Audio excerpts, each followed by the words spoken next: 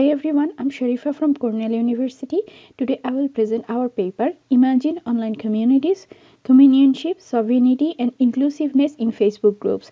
This work was done with my collaborators from University of Dhaka, Bangladesh, Bangladesh University of Engineering and Technology, Khulna University, Bangladesh, Utah State University, LUT University and University of Toronto. So the paper is about Imagine Online Communities. So online social media groups connect people with similar interests. Little research has been conducted on in-depth understanding of what happens in the social media groups. How do people form virtual communities and maintain those? And how do they sustain their broader agenda of communionship? So all of this question motivated to ask our research question and set the problem statement as what happens when people in global south access online social media spaces and form groups. So in this paper we address three research questions. First, which factors influence the creators and admins to form and run the Facebook groups? What kind of strategies do they follow for recruiting members and growing a communionship? Second, what challenges and difficulties do the admins face while managing the groups? How do the existing Facebook group tools support and fall short in this process? And finally, how do the admins and the users negotiate between the group's boundary and sovereignty and members' freedom and privacy? To address our research questions, we interviewed 32 participants. Among them, 29 were male and 3 were female participants. The criteria of being eligible to be interviewed in our study was the participant had to be admin of at least one Facebook group and member of other groups. We interviewed admins of 4 public groups, 22 private groups, and 6 hidden groups. Now let's have a look at our findings. First, administrating Facebook group.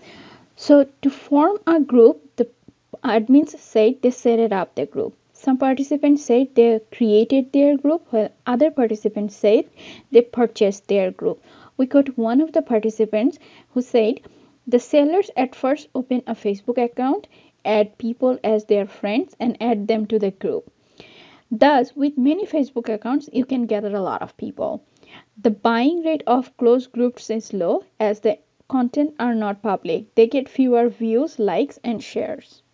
Then comes the process of member enrollment in group formation. Our participants said they invited known people, and upon receiving the invitation, those known people accepted join requests, and that is how they became the part of the community.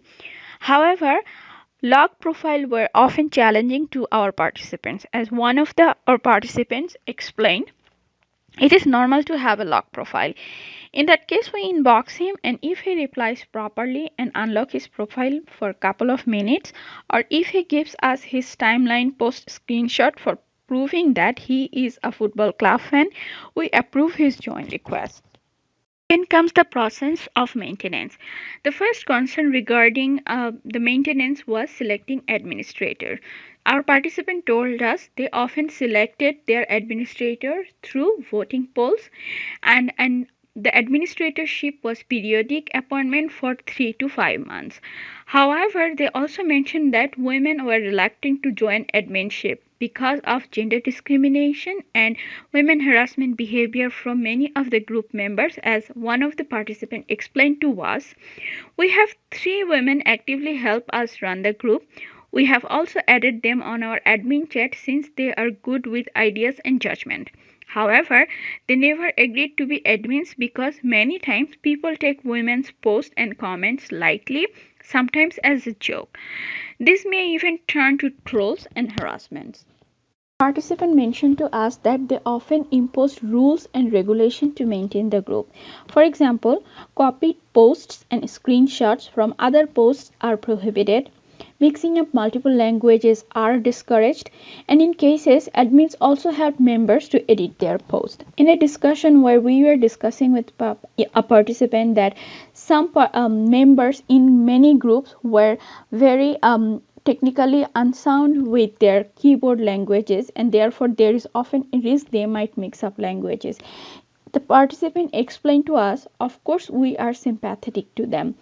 If we understand that this is the case, then we help them learn and rewrite. Our group is giving them an opportunity to learn and match the standard and helping to blend in. Isn't it great? Participants also told us about troubleshooting in that group. For example, in case of finding offensive posts, they often deleted them. They also shadow banned the members from group activities whose behavior were offensive. Also, they temporarily banned for a certain amount of time if those offenses were severe, and for extreme cases, they often permanently deleted members from the group. Participants also told us about the tools and technologies they use to maintain the group.